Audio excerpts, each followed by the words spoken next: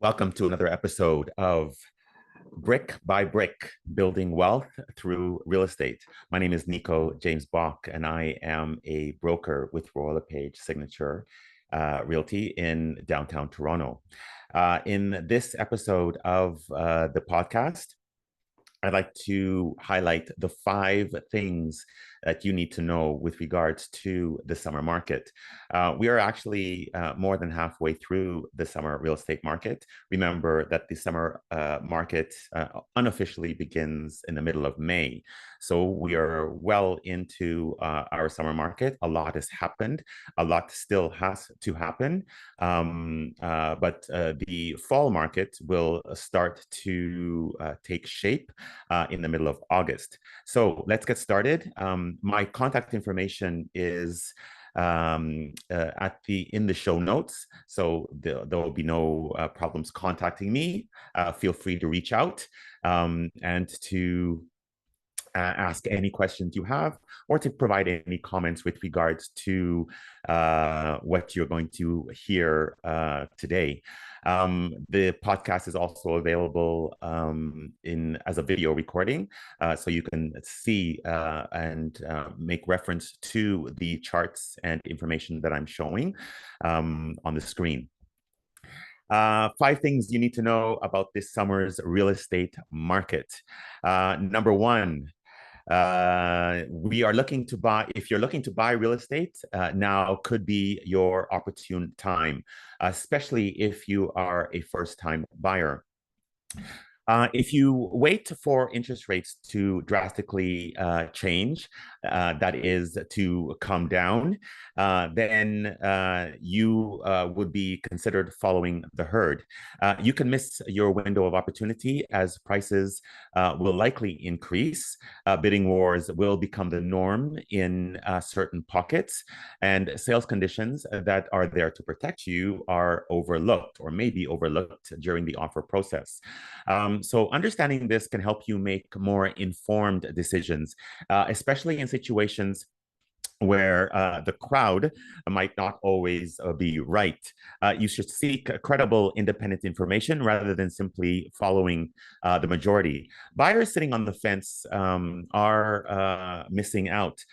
Those that are sitting on the fence, a few of them have gotten off the fence as we just came through the first rate reduction from the Bank of Canada after 4 years. There was a rate reduction announcement on June 5th. It wasn't enough to bring a whole bunch of buyers that were sitting on the fence off of the fence, but it did help stimulate the market a little bit. There's another announcement from the BOC on July 24th. So just in about a little over 10 days' time. Number two, rents are going up, so they're climbing. So that is an important consideration if you're going into the market or if you're already in the market. The Canadian rents have soared in recent years. The latest data from rentals.ca and Urbanation, Sean Hildebrand's Urbanation, shows the average asking rent for all property types. This is May data, May 2024, rose above 2,200. Most recent data indicates that that has inched upwards from our June stats that were just released. So the May increase was up 9.3% year over year, the same jump seen the month before in April. So the trend is upwards, and there's no way around it. If you are in the rental market, then you can expect high rents. If you have a long-term rental agreement, then you are relatively protected. But if you are just entering the rental market, landlords can charge basically almost whatever they want, and they're getting their rents simply because a lot of of people looking for housing can't afford or they don't believe they can afford the down payment necessary for a home. In some cases, that is true, but those same individuals looking are ignoring the pre-construction market, and there are several opportunities of pre-construction and those units that have already completed, but they're still being sold by the builder. So that is a small pocket that is largely ignored by many people. So that's something that should be considered.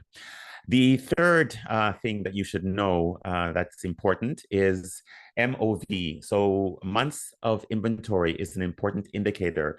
I released the June stats. I release the stats every single month. The June stats were just released a few days ago, last week, and therefore all of the regions.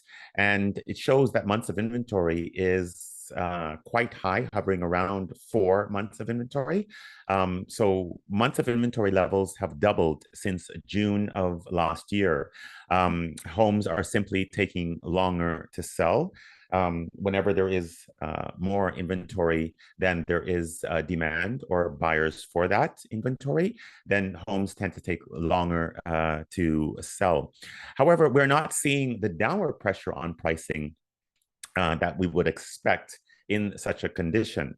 So normally when there are several months of inventory, more than 3.5, and low buyer interest, basic economics tends to suggest that prices will be soft and prices will actually come down, but that's not what we're seeing.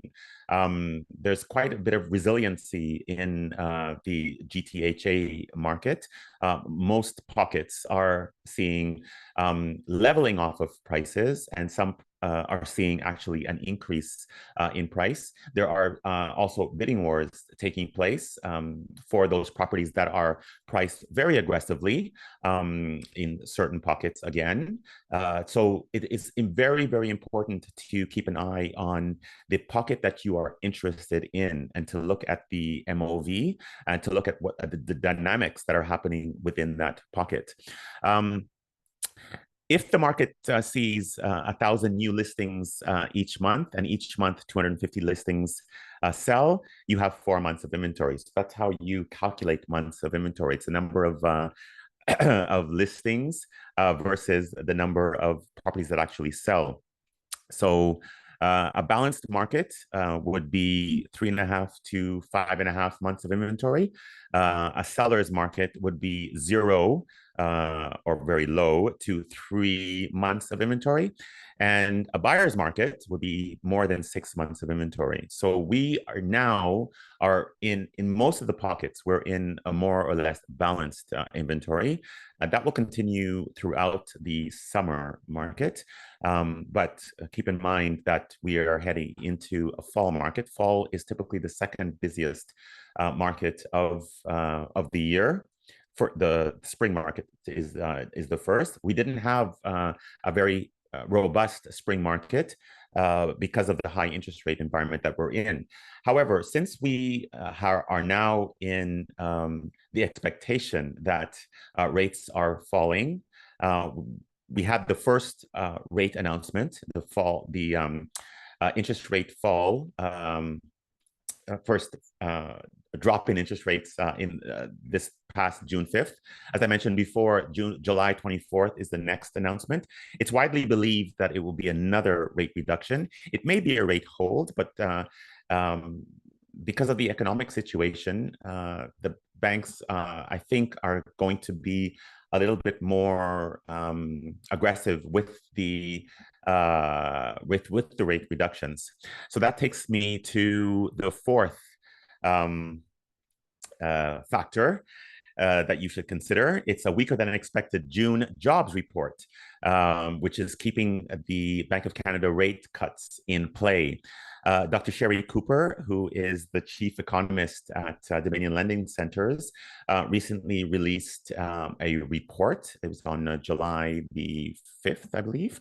And it talks about the rising unemployment rate, which is aligned with the Bank of Canada's rhetoric and higher interest rates, stating that it damaged the labor market and strengthened the case for further rate cuts to support the economy. So the economy now is in a situation where it does need a little bit more support. So rather than holding back on the interest rate cuts, I believe, based on not only Sherry Cooper's analysis and very in-depth understanding of economics, I believe that the Bank of Canada will, as I mentioned before, be more aggressive. Population growth isn't likely to slow shortly in the near future, meaning that anything short of about a 45,000 employment gain will increase the jobless rate. So the jobless rate rose to 6.4% and 1.6 percentage points above the July 2002 cycle low. It is also the highest level since 2017. That's excluding the pandemic period, which we've just come out of. There's a strong relationship between inflation and employment. So the Phillips curve is indicating that, or is an indication that the rate of inflation rises as unemployment rates fall. So lower unemployment would mean that people are spending more and leading to more pressure on prices. So whether the BOC cuts the overnight lending rate again at their next meeting on July 24th will depend on the June inflation rate data, which will be released on July the 16th. So just next week, when we see, when the Bank of Canada sees the June inflation data, then it will be more in a position to cut rates if they see that it's going in the direction that they want. They're more inclined to to make another rate cut at the July 24th announcement. The fifth factor or element that you should consider, and that is on the minds of many people, is the condo market. So the condo market will rebound. You can take it from me, who is heavily involved in the condo market and studying the data not only of the condo market, but of the freehold market as well. The condo market was the hardest hit by the interest rate increases, simply because in the condo market, there are more investors at play, as well as buyers, basically, that need to get into the housing market. So the easiest and quickest way to get into the housing market is through buying a condominium, either a resale or pre-construction. However, because of the high interest rate environment that we found ourselves in, the increasingly high interest rates that took place from March 2022 all the way until basically last month, a lot of investors bowed out of the market, selling their investments because it just wasn't making economic sense for them. And a lot of them were losing money at that rate, regardless of the high rents. A lot of the investors purchased properties that were not yet ready to come to market. So a lot of them pulled out at the during the pre-construction stage, so they didn't even close. And that trend is still continuing, although it's slowing down. So the market conditions for condominiums continue to soften the most of any housing type. 2023 to 2024 has marked a period of adjustment. So we are in that period of adjustment now, which will continue throughout the balance of 2024, influenced by a series of economic and regulatory changes. The end of 2023 into 2024 has seen an unprecedented surge in new condo completions in the Greater Toronto area. So condo completions are those that are closely watched by Urbanation, Dominion lending centers, because that tells you how many units are available to be occupied. So there are a lot of that's what we're seeing now. The softness in the condo market is a result of a lot of the units that were in pre-construction 2020, 2017, 2018, 2019, 2020 into 2021 are sort of now coming into completion 2023, 2024, and 2025. So we're going to see that trend, that softness trend continue. However, it'll be countered by the sheer number of people that are flooding into the GTA. So again, it's going to be tempered by the fact that a lot of these people that are coming into the GTA will be coming into the rental market, not necessarily into the purchase market. So a lot of these units that are coming into completion, some of them are going to remain vacant, but that will change as we move further into 2024 and into 2025.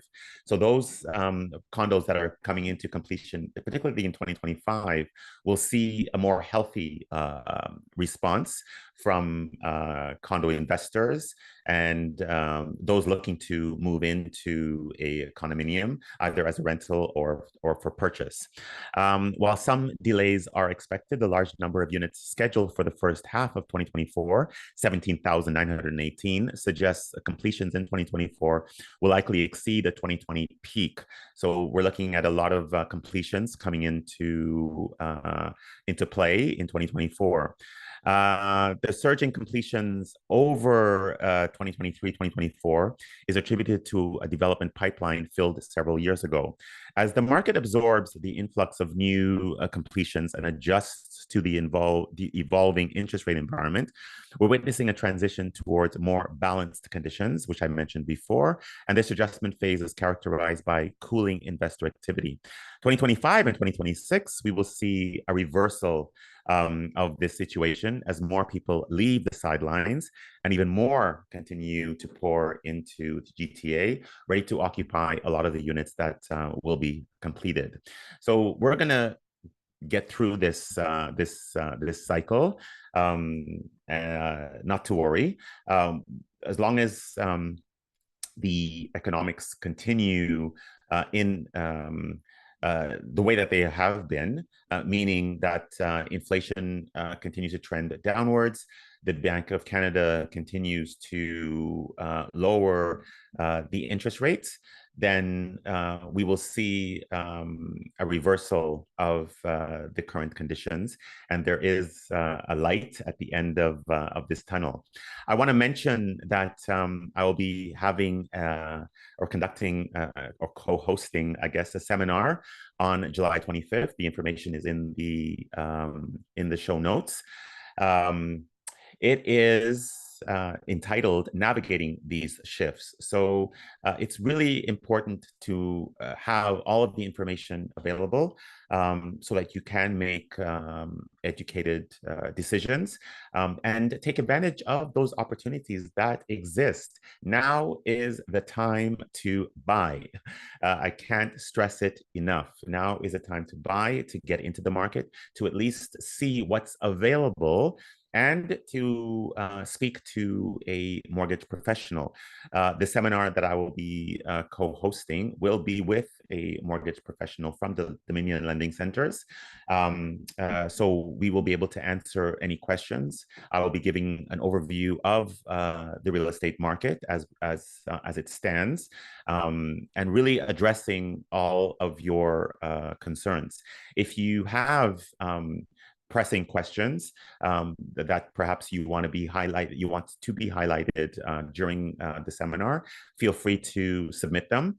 You can submit them in the comments of this podcast, or you can send me an email or reach out to me through the various social channels. All of the links are in the show notes. That's it for this episode. Ciao, ciao.